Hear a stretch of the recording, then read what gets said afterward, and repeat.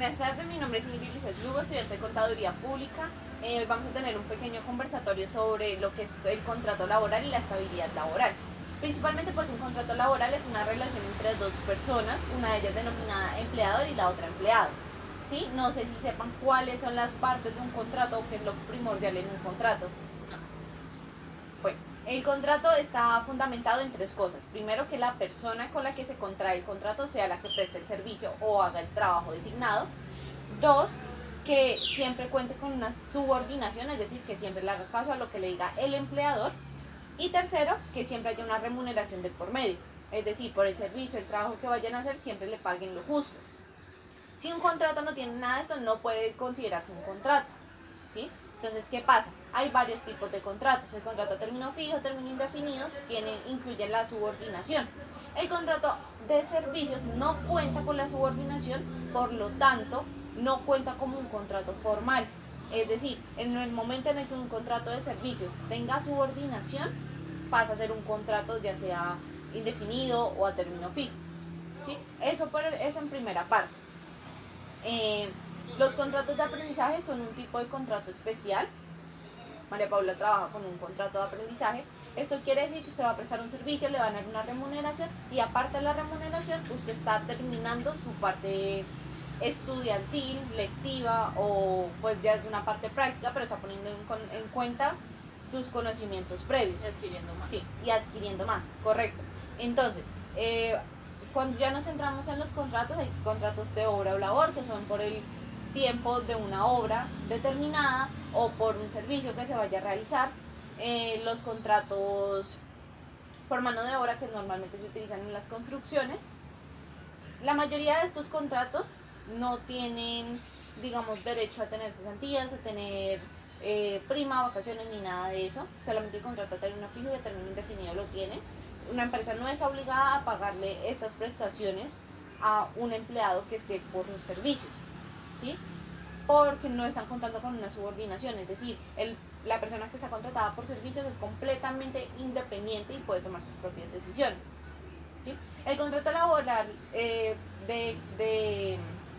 contrato estudiantil, ese sí tiene subordinación, pero pues usted está recibiendo una remuneración por eso y pues aparte le están dando el beneficio de terminar sus estudios. Después de esto vamos a hablar de cuáles son las medidas para mejorar la estabilidad laboral, ¿sí? Pues principalmente las tareas siempre se van a dividir en dos, en lo que es el empleado y las que son del empleador. El empleador siempre va a estar obligado a pagarle el valor remunerado o el sueldo remunerado a la actividad que esté realizando y siempre tiene que ir de acuerdo a las especificaciones legales, ¿sí? Entonces un contrato que sea término fijo por el mínimo no puede costar menos, no pueden pagarle menos de un sueldo mínimo, ¿sí? Si ustedes los contratan por un sueldo mínimo, tienen que pagarle lo que dice la ley, que es un salario mínimo, ¿sí? Más las prestaciones que tengan adicionales, ¿sí? Los contratos no solamente se les paga pues el salario y el auxilio de transporte, la gente tiene opciones para ganar más dinero, horas extra, bonificaciones, primas extralegales, entre otras. Para mejorar la calidad del trabajo, pues el empleador Jares tiene cosas tales como lo son mejorar el sistema, ¿sí? Implementar un mejor sistema de seguridad y salud en el trabajo, informar de cuál es el horario que va a mantener este empleado. Eso es importante en el momento de un horario laboral. Si es de un contrato laboral, siempre tiene que saberse cuál es el horario del empleado, ¿sí?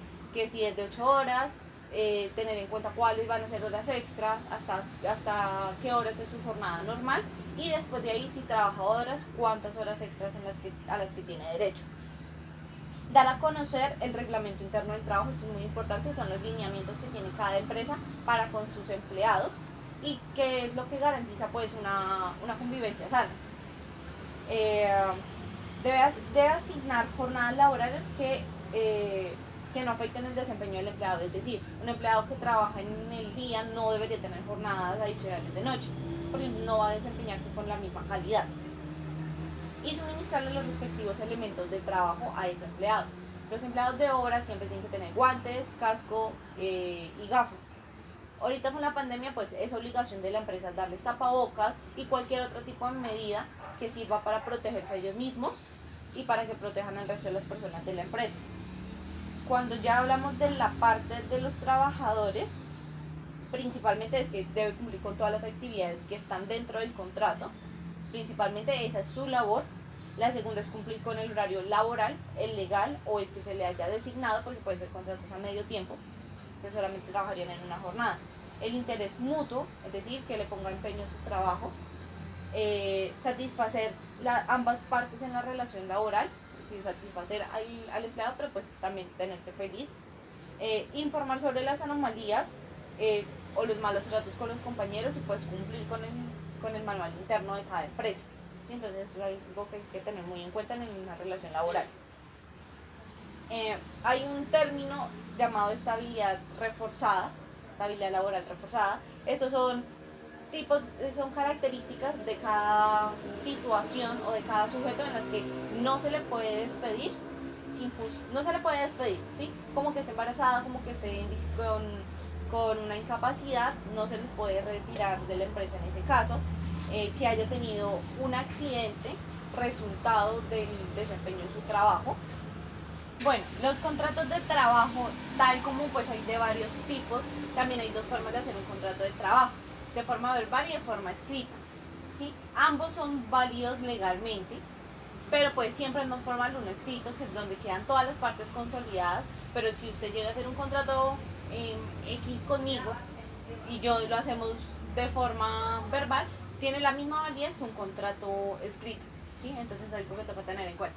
Pero el verbal, o sea, ante digamos que una notaría o alguna cosa así, como que no existiría, ¿no? Pues, pero si vas a la oficina de trabajo, allá deben darte respuesta, porque sí o sí existe un contrato de trabajo. No está firmado, pero el contrato verbal es completamente legal. ok. Adicional a eso, pues hay ciertas cosas que hay que tener en cuenta cuando hay una relación laboral, ¿sí? Y es que como empleados hay formas de las que mejoras pues tus ingresos, la posición dentro de la empresa, cualidades, funciones, entre otras. Pero de esa misma forma también hay desmejoras, ¿sí? ¿Qué pasa? Cuando le bajan el sueldo es una desmejora laboral, ¿sí?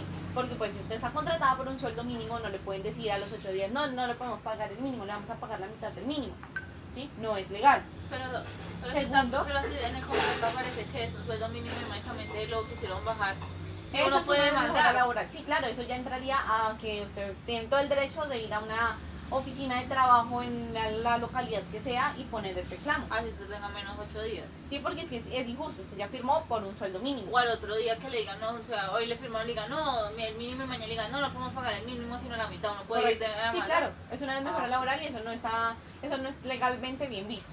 Lo otro es que le bajen de cargo, es decir, a usted la contrataron para ser asistente administrativa y la pusieron a llevar los tintos, ¿sí?